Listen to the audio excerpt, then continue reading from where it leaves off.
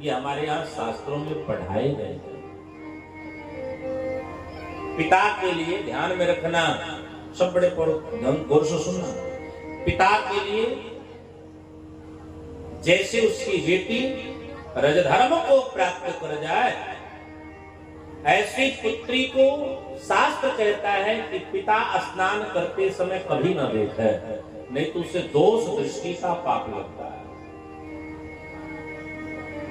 शास्त्र कहता है कि बहन जैसे 16 वर्ष की अवस्था को पार कर जाए, कोई बहन जैसे 16 वर्ष की अवस्था को प्राप्त कर जाए, ऐसे बहन के साथ भाई का पुत्रत्व स्नेह हो जाना चाहिए। बराबरी का स्नेह रखोगे, स्पर्श दोष का तुमको पाप लग जाएगा। ये हमारी मर्यादाएं बताएगी।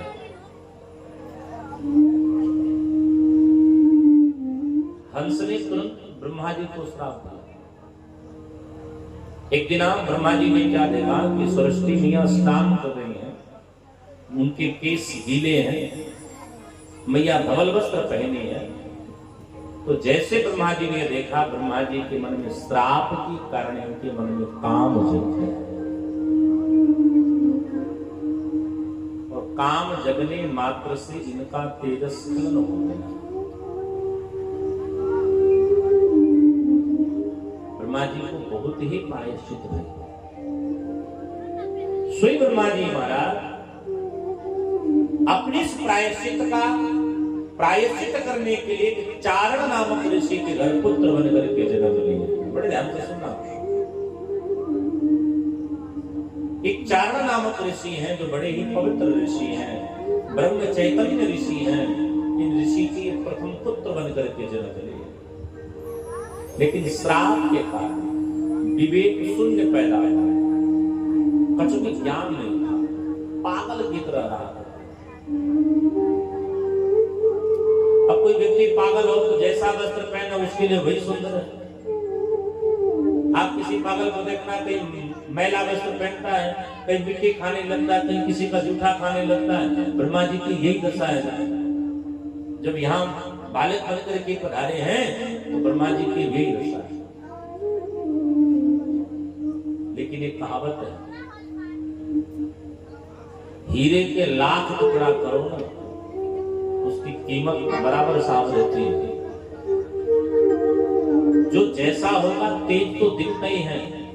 एक बार साकल्य ऋषि ने इस बालक को देखा, मुझे पागल तो दिख रहा है लेकिन तेज अद्भुत है। साकल्य ऋषि ने उस बालक को अपनी कुटिया पर रखा, ज्ञान दिया, और साकल्य ऋषि ने ही उस बालक का नाम याज्ञवल्क्य रखा। ऋषि ने बड़ा अद्भुत ज्ञान, इतने अद्भुत ज्ञान दिया कि याज्ञवल्क्य जी महाराज ब्रह्मवेत्ता ज्ञान दिया।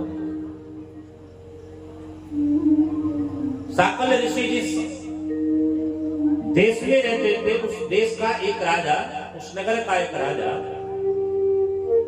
एक बार एक यज्ञ किया, और उस यज्ञ के आचार्य श्री साकल्य ऋषि ही बने। देखो, एक निवेदन मैं आप सबसे करूं, पूजा पाठ में सबसे महत्वपूर्ण अगर कोई अंग है तो पूजा पाठ में सबसे महत्वपूर्ण अंग आचार्य के द्वारा किया हुआ संकल्प होता है। संकल्प जिसकी अच्छा है, जिसने संकल्प को शुद्ध बोलना सीख लिया, बीच का मंत्र कितना भी गलत बोले, यजमान का कल्याण हो ही जाता है।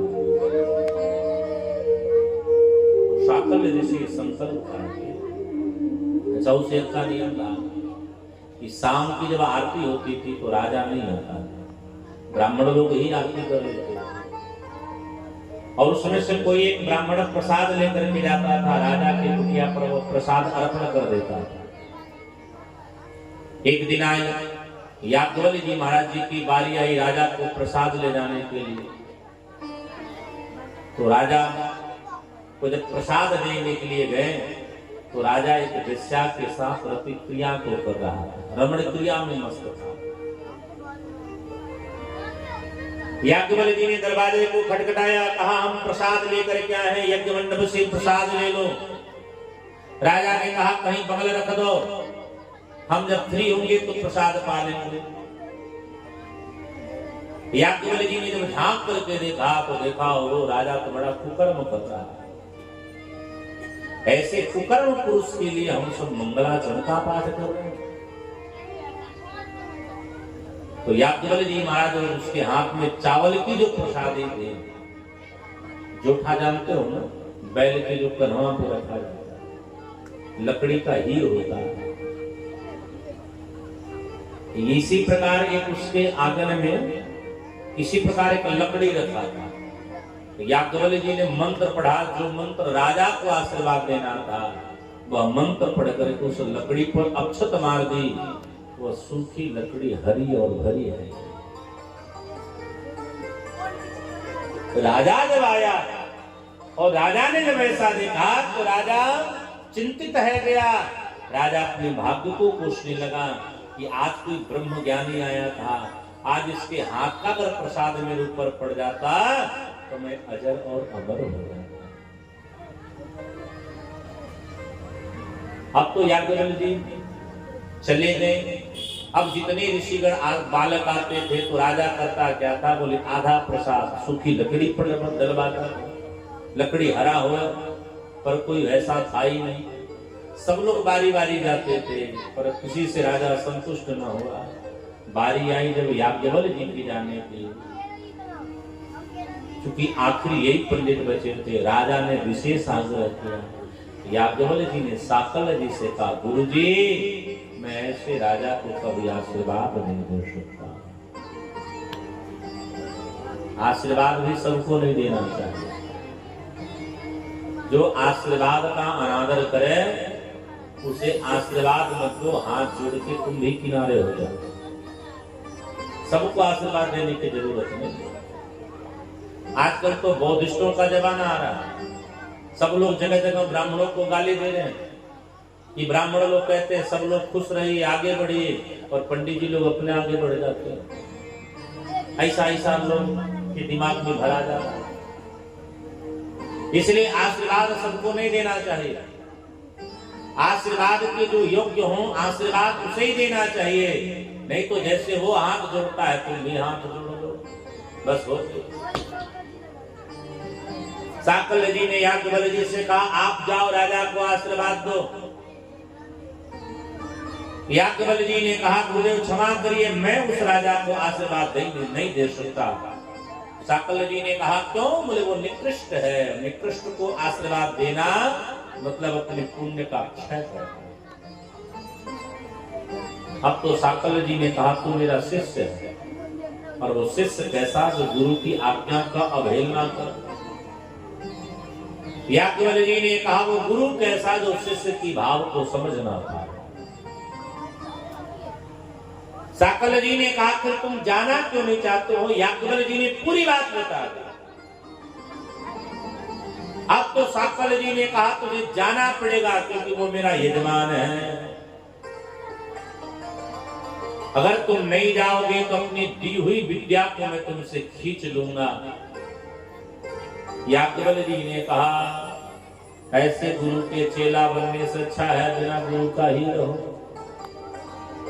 ऐसे ज्ञानी बनने से अच्छा है अज्ञानी बने रहो। और मुख में हाथ डाला और एक एक करके सारी विद्याओं को निकाल करके गुरु जी के सामने रख दिया।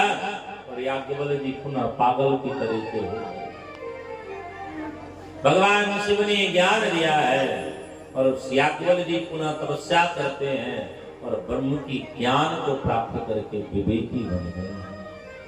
ऐसे याज्ञवल्क्य जी के चरणों में एक अनुरागी संत भरद्वाज जी महाराज माथा को पटक रहे हैं, क्योंकि भरद्वाज जी महाराज याज्ञवल्क्य जी के विषय में जानते हैं। सादर चरण सरोज पखारे, सादर चरण सरोज पखारे, अति पुनीत आसन बैठारे, अति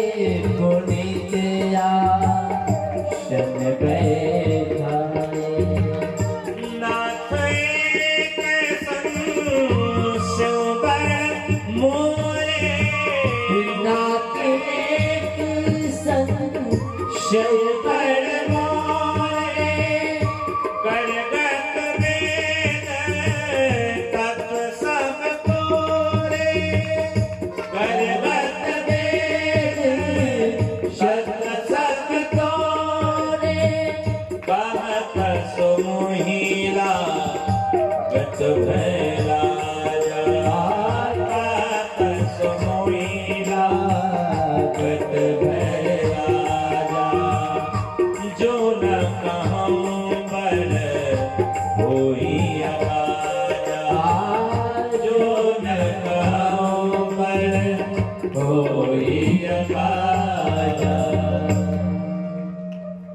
याज्ञवल्क्य जी के चरणों को पखारा है, प्रणाम किए हैं।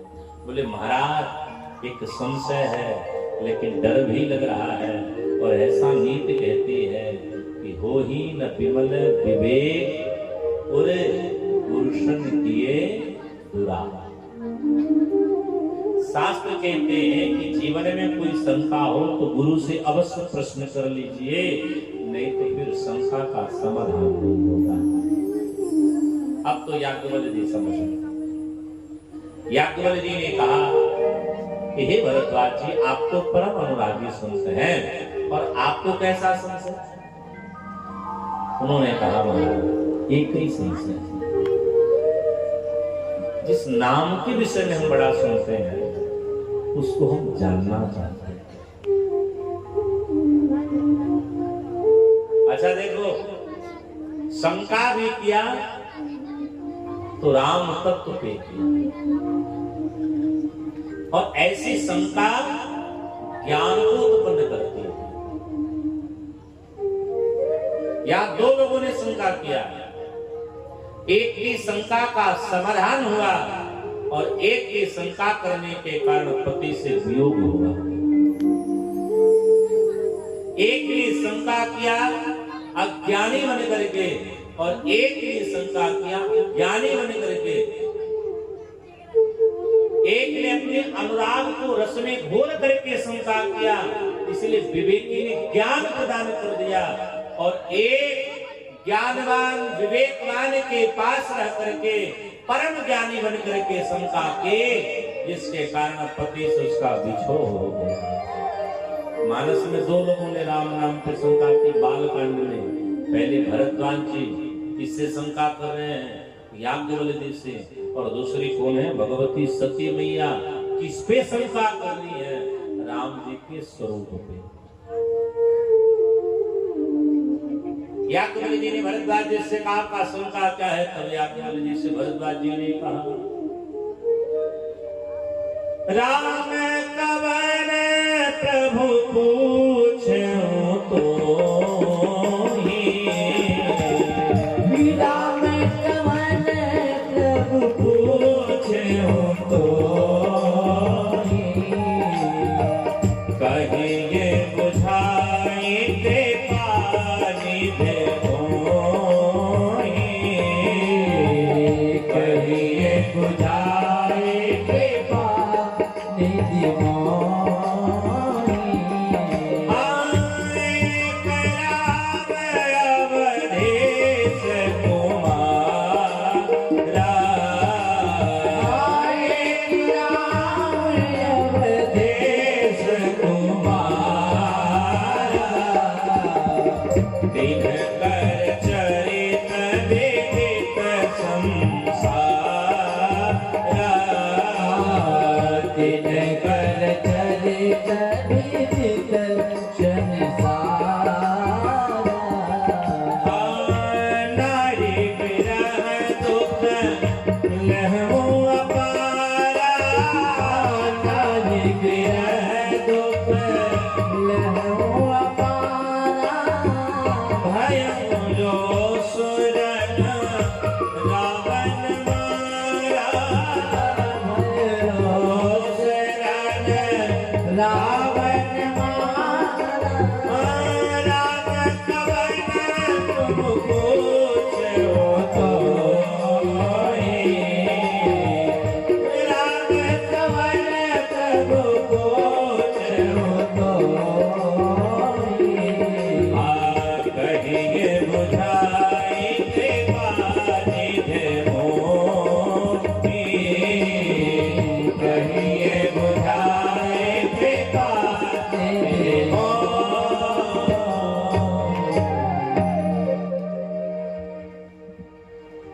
भरद्वाज जी महाराज ने कहा, महाराज एक छोटी सी शंका कि राम कवन प्रभु पूछूं तो ही, क्योंकि एक राम अवधेश कुमारा, तिनकर चरित विदित संसारा। महाराज में रही कोई संसार, राम कौन? हम जिस राम नाम को भजते हैं वो राम शब्द है, या जो राम घट घट में वास करता है वो राम शब्द है, या जो राम दशरथ की कुमार है वो राम शब्द है। राम कौन? क्योंकि प्रभु मुझे राम नाम पर शंका है। देखो, राम पर शंका नहीं है, राम नाम पर शंका है। याज्ञवल्क्य जी हंसने लगे। राम भगत तुम मन क्रम बानी, चतुराई तुम्हारे में जान। याज्ञवल्क्य जी महाराज हंस के कहते, भैया हम समझ गए, जो घट घट में वास करता है, जो जन जन का पालक है, यही राम नाम का महिमा शिवजी गाते हैं, जो दशरथ के कुमार हैं, वही राम परम सत्य। सुनो, आज जैसे, क्योंकि इस नाम की पान कौन करता है? बोले संत चकोर पक्षी की तरह बड़ी मधुरता के साथ पान करते हैं। हे भरद्वाज जी, आपने जिस प्रकार शंका की, तो ऐसा ही संशय किन्न भवान। एक बार भगवती पार्वती मैया भी इसी प्रकार की शंका करती है। अब तो भरद्वाज जी को सुखता बढ़ेगी। बोले महाराज, पार्वती सती ने कैसे शंका करी, जरा हमको ध्यान से सुनाइए। तब बाबा कहते, एक समय की बात है, भगवान शिव जी को राम कथा श्रवण करने का मन हुआ। अब देखो, राम नाम की तो महिमा होती है, इसलिए हमारे संतों ने कहा। ये कवि की बड़ी प्यारी रचना है, मुझे यहाँ बड़ा अच्छा लगता है। अद्भुत नशा नशीली है, अद्भुत नशा नशीली है, श्री राम नाम में अद्भुत नशा नशीली है। श्री राम नाम में अद्भुत नशा नशीली है, श्री राम नाम में अद्भुत नशा नशीली है, श्री राम नाम में अद्भुत नशा नशीली है। ये पंक्ति पूरी करने से पहले हम आप सबसे निवेदन कर रहे हैं, यहाँ कितने लोग हैं जो गांजा शराब पीते? जरा हाथ उठाओ। इस पंडाल में ऐसा भी कोई है जो गांजा शराब पीता है? कोई सुरती बीड़ी खैनी खाता है? कोई ऐसा है? सब पवित्र ही हो। एक बाबा है बस। अच्छा, झूठ की दुहाई तुम्हें परमात्मा ही जाने। अद्भुत नशा नशीली है, अद्भुत नशा नशीली है, श्री राम रंग में अद्भुत नशा नशीली है, श्री राम रंग में अद्भुत नशा नशीली है। ऐसी नहीं अफीम में, ऐसी नहीं अफीम में, जो मजा राम नाम की नशा में है वो इसमें नहीं है। ऐसी नहीं अफीम में, ऐसी नहीं अफीम में, गांजा और भंग में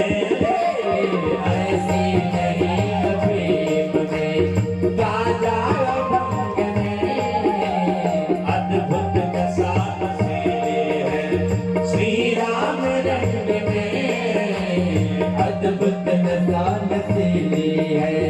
अद्भुत नशा नशीली है श्री राम रंग में। अद्भुत नशा नशीली है श्री राम रंग में। अद्भुत नशा नशीली है श्री राम रंग में। अद्भुत नशा नशीली है श्री राम रंग में।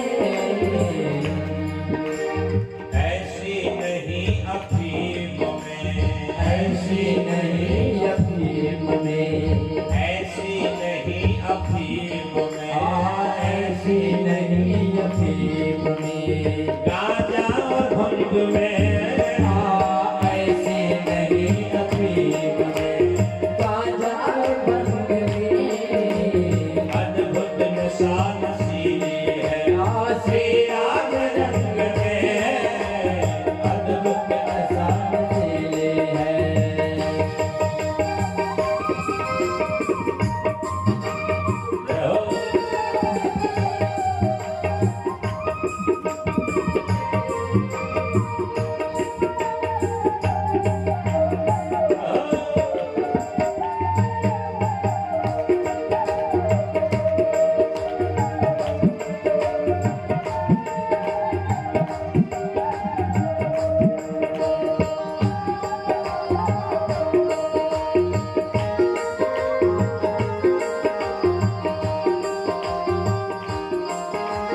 एक बार चढ़ जाए उतरे कभी नहीं।